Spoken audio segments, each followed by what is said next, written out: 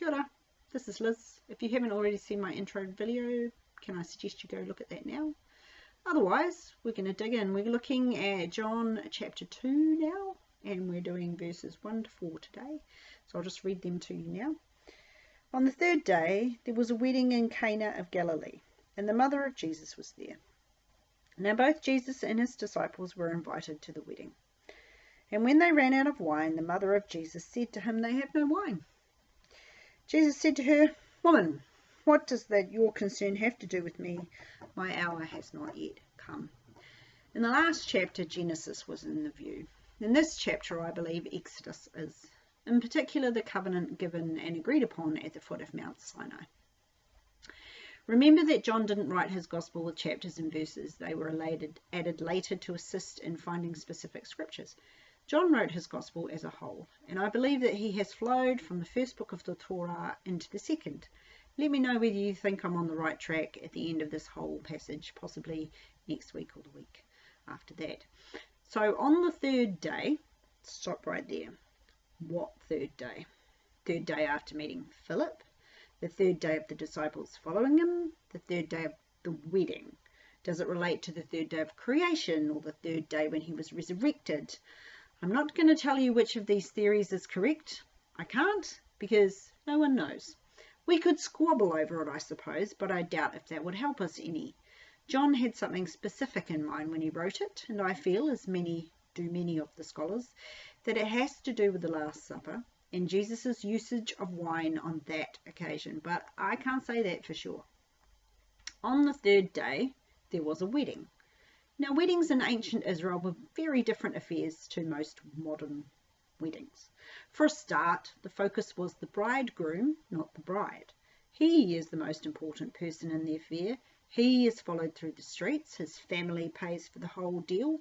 The second difference is the length of time the feast lasted.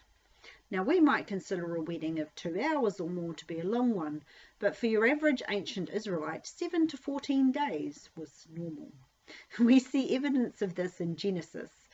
So this is when Jacob woke to find he'd married Leah instead of Rachel. And Laban said, "It must not be done so in our country, to give the younger before the firstborn. Fulfill her week," see week there, "and we will give you this one also for the service which you will serve with me still another 7 years. So that was Genesis 29, 26 and 27. So the third difference between a typical Western wedding and an ancient Israelite one is that guests didn't necessarily stay for the whole week. They could arrive and leave at any point throughout the entire celebration. Quite a difference, really, isn't it? And it helps to explain a number of things that might puzzle us about this passage, like, why is the running out of wine even happening? Why is it a big deal? Why is Mary already in attendance when the others turn up? These things make a lot more sense when you view them through an ancient lens instead of comparing them with a modern wedding. The wedding itself is where I believe the book of Exodus comes fully into view. The 10 Commandments as we view them are a set of laws that the Israelites were supposed to live by, but that's not actually what they were, or at least they weren't laws as we think of laws. Prior to the giving of the 10 Commandments, God and the Israelites made an oral agreement. So follow me back into the book of Exodus for a bit. This is Exodus 19, 1 to 11. In the 3rd month, after the children of Israel had gone out of the land of Egypt, on the same day they came to the wilderness of Sinai. For they had departed from Rephidim, had come to the desert of Sinai, and camped in the wilderness. So Israel camped there before the mountain. And Moses went up to God, and the Lord called to him from the mountain, saying, "Thus you shall say to the house of Jacob and tell the children of Israel, you have seen what I did to the Egyptians, and how I bore you on eagle's wings and brought you to myself. Now therefore, if you will indeed obey my voice and keep my covenant, then you shall be a special treasure to me above all people, for all the earth is mine. And you shall be to me a kingdom of priests and a holy nation. These are the words which you shall speak to the children of Israel." So Moses came and called for the elders of the people and laid before them all these words which the Lord commanded him. Then all the people answered together and said, "All that the Lord has spoken we will do." So Moses brought back the words of the people to the Lord. And the Lord said to Moses, "Behold, I come to you in the thick cloud, that the people may hear when I speak with you and believe you forever. So Moses told the words of the people to the Lord. Then the Lord said to Moses, Go to the people and sanctify them today and tomorrow, and let them wash their clothes, and let them be ready for the third day. For on the third day the Lord will come down from Mount Sinai in the sight of all the people. As you can see in verse 5 and 6, God put forward his proposal for the future relationship with the Israelite people. It's a contract, a spoken one at this point, but the Israelites do agree to it. It is a proposal for a relationship. Do you get that? It's a marriage proposal, in other words, which the Israelites agree to in verse 8 with a big "we do." Did you happen to notice the third day reference there? The Israelites were given 3 days to cleanse themselves and get themselves ready. But ready for what? For the appearance of God. He was coming down in the form of a thick cloud to sit atop the mountain, and then there would be what, do you think? Ceremony, right? A ratification of the spoken agreement. This was a binding ceremony that many scholars considered to be in the form of a marriage, an agreement over the relationship between God and the people of Israel. It wasn't a judicial agreement, it was a social contract. We need to rethink how we view these laws of Moses, because they didn't think of law the same way we do, and neither really does God. It's a social contract, much more in keeping with a marriage license than a legal document, which I know is also a legal document, but let's not just get crazy on this. Jesus is symbolically acting out what took place at the foot of Mount Sinai. He's at a wedding. It's the first sign of who he is. He's attending a wedding, a ceremony that ratifies a spoken agreement between two parties on how they will live their lives in harmony together after 3 days. Can you see why I think Exodus is in view here? I'll speak about this more next week. So there was a wedding in Cana of Galilee. Now think about this. Where is Nathanael from? Cana of Galilee, right? We learnt that last week. As I said last week, there were 2 places called Cana, which is, I believe, why John calls this Cana of Galilee, so you know which one it is. It obviously wasn't a well-known place, but it is the place where Jesus does both the first and the second signs listed by John. Cana of Galilee is right inside the ancient borders of the tribe of Naphtali. Nazareth, where Jesus grew up, is within the borders of Zebulun's territory. Both of these are part of the Isaiah prophecy regarding the Messiah, which you will find in Isaiah 9:1, the one that mentions that the people who lived in darkness have seen a great light. The wedding appears to be already underway when Jesus and the boys arrive. The mother is already there. Many scholars assume that she must be there as either a relation, possibly even the mother of the bride, or as a close friend to the married couple. From her care and concern over the wine to the way she deals with the servants, she clearly has some sort of authority here. Joseph is not mentioned, and the belief is that he was already dead at this point, which would explain his absence. Jesus' brothers are in attendance, as you can see from verse 12, when they and Jesus' mother accompany him from the wedding to Capernaum. So it would seem that it was a family affair, which brings me to a thought that I had. It is the bridegroom, not the bride, who supplies all the food and drink for a wedding. So then, why is Mary concerned? If it was merely a relative or a friend or even her daughter that is being married, there would be no reason for her care and concern unless she was actually related to the bridegroom. My thought then is that Jesus, Mary and Jesus' brother were all there because it was one of the other brothers getting married. To me, this explains Mary's authority over the servants and her concern over the state of the wine. Now, as I said, it's a thought of my own. I didn't find any other scholars putting the brother forward as a suggestion, though a sister was mentioned by a number of them. You can reject my thought or keep it and ponder it as you like, but don't build a religion over it, okay? So we're going to move on to verse 2. Now, both Jesus and his disciples were invited to the wedding. To be invited is to be called or summoned. There's a couple of ways we could view this statement. Either Jesus turned up with his disciples in tow and they were subsequently asked to stay at the wedding. Now, that is in keeping with the way Israelite hospitality works and worked, so it's totally possible. And if this is how it went down, the subsequent running out of wine could be explained because of the sudden influx of unexpected guests. The other option is that they were already invited to the wedding. Jesus because he was related to a member of the bridal party, Nathaniel and Philip because they were friends of the bridal party, John, James, Andrew and Peter because they either knew Jesus or knew the bridal members. The 6 couldn't have been pre-invited just on the basis of being Jesus's disciples. That's what I'm getting at, because they weren't known by that name at the point that the invitations would have gone out. But that doesn't negate them having been invited on their own account. The wording in the scripture doesn't really make it clear whether this was a prior invitation or a spontaneous one, but the way it reads, to me at least, seems to indicate a prior invitation. And it could also be a bit of both, i.e. Jesus, Nathaniel and possibly Philip were already invited, the 4 fishermen being given an instant invitation when they turned up. This makes the running out of wine slightly more plausible, of course. Now, we might not consider that to be a heinous crime, but back in Jesus' day, running out of wine at a wedding had some pretty serious repercussions. The wording of verse 3 in the King James is when they ran out of wine. The Bare and Literal Bible puts it, and of the wine having been deficient. So the Greek word here is hysterio. It means to come late or be behind or come short. They have come up short with their quantities of wine. By the by, this is alcoholic wine we're talking here. If you follow the root of the word back into the Hebrew, you will get a root which means effervesce. In order for grape juice to effervesce back in that day, it needed to be fermenting. The Christian church has had a bit of a love-hate relationship with wine over the years, so let's clear a few things up. The first time we read about wine is in Genesis, when Noah gets off the ark, builds a vineyard, makes some wine, gets drunk on the first batch and passes out naked in his tent, which is not the greatest of introductions to the drink. It might lead us to think that God is naturally going to be against this substance.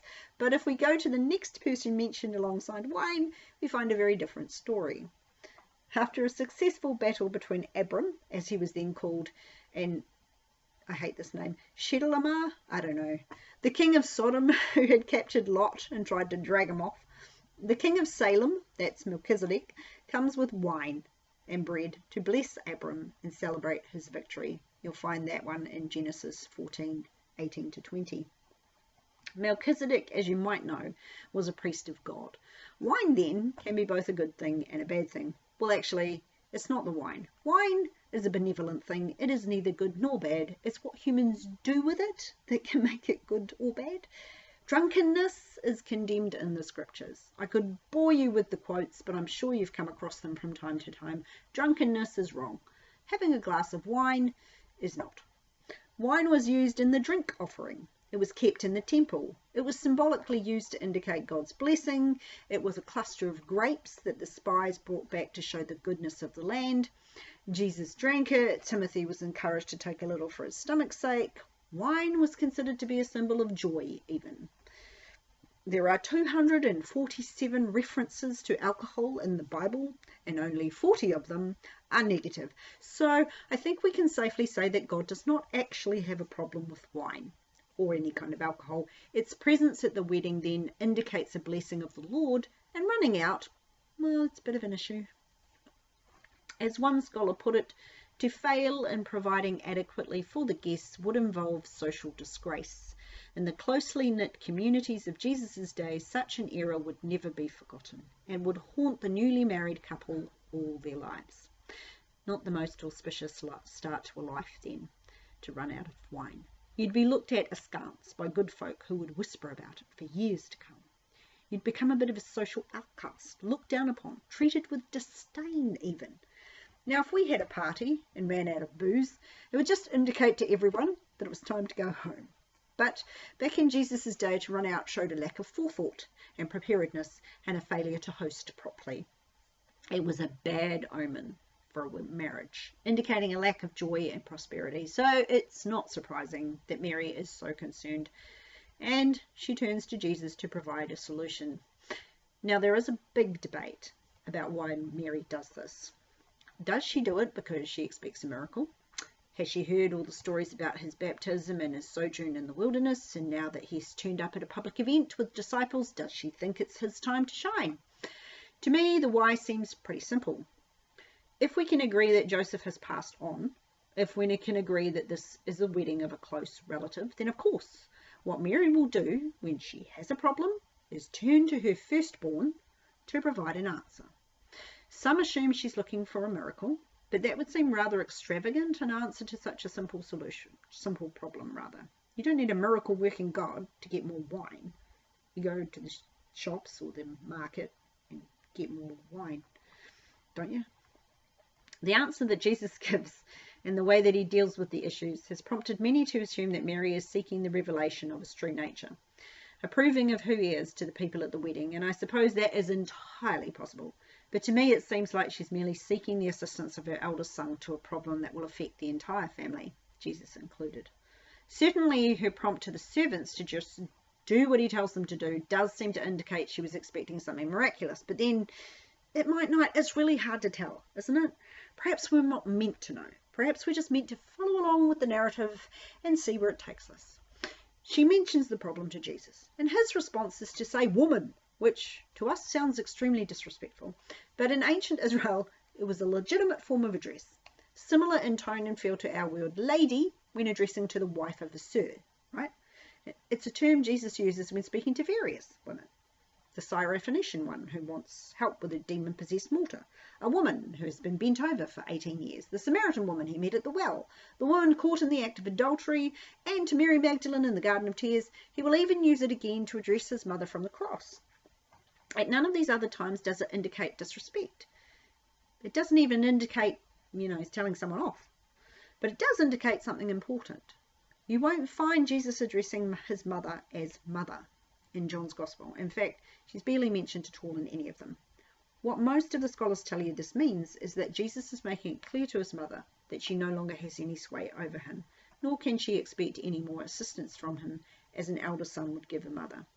This, by the way, may be another indicator that the wedding was that of a younger brother, possibly the youngest, which would mean Mary would no longer have to call on her elders to look after the rest of the family. She would be provided for by the other children until she is eventually handed over to John at the cross. This use of the term woman in place of the term mother by Jesus seems to be a cutting away of the family ties that bound him to his earthly family. They could no longer count on him acting in the way an older brother would act. From here on, Jesus has to do what his Father in heaven is calling him to do. It is why when the family comes to try and talk to him, he basically sort of disowns them. You'll find that in the book of Mark. Woman, what does your concern have to do with me? He says. The original Greek language has what to me and you, woman, which sounds like Yoda just arrived. But you can see that it makes the understanding on this question a little tricky to translate. From the New International Version, we get, woman, why do you involve me? From the New Living, we have, dear woman, that's not our problem. The Barron's Study Bible has, woman, why does this concern us? The New American Standard has, what business do you have with me, woman? The Aramaic Bible has, what do we have in common, woman? My hour has not yet come. The Contemporary English Version has, mother, my time hasn't yet come, you must not tell me what to do, which I think has some serious problems, and I've really only added it for comic relief. You can see, can't you, how tricky it has been to get a consensus on what Jesus says here, and it does actually matter. I think it is kind of important to figure out what Jesus says. Similar phrasing can be found in the book of 2 Kings, when Elisha has 3 kings come calling. And Elisha said to the king of Israel, what have I to do with you? Go to the prophets of your father and the prophets of your mother. And when the demons in the demoniac of Gadarene speak up, they say, suddenly they cry out, saying, what have we to do with you, Jesus, you Son of God? Have you come here to torment us before the time? In both these contexts, it's about disassociation. One person or demon trying to disassociate themselves from the other person. And it seems it is a common Semitic expression that subtly implies disengagement or lack of personal responsibility from a person or an event, which all seems to indicate that Jesus is either disassociating himself from his mother or the problem, or both. It could also indicate that Jesus is on a completely different wavelength altogether. It would certainly seem so, given the rest of his reply is, my hour has not yet come. Where did that come from? What hour are we talking about? And what does that hour have to do with the lack of wine? Why does he in 1 minute seem to reject helping her with this issue, and in the very next breath meet her need? What is going on here? I can tell you that the debate rages, but the jury is still out in this case. No consensus has yet to be reached. Here are some of the theories, though. This is just 3 of the theories. There are some others. 1. She believed the moment had arrived when he would assert his rights as the Son of God. Jesus is telling her she's wrong. The moment is not yet. 2. Jesus is thinking of the wine symbolically as a sign of his death. That hour certainly had not come. 3. That the hour wasn't precisely then, but 2 seconds later it was. You can probably work out that I'm not inclined to agree with that one. So which is it? Is it actually any of these at all? There are 6 other references to this hour in John's Gospel. Now Mark uses it when the soldiers stride into the Garden of Gethsemane, as does Matthew. And some say it has to do with the arrest, some the crucifixion, but Jesus himself clarifies in John 12. So this is just after the delegation of Greeks have come to seek an audience with him, and Jesus answered them saying, the hour has come, that the Son of Man should be glorified. It's not whether it's the arrest or the crucifixion, it's kind of the whole kit and caboodle, all of it.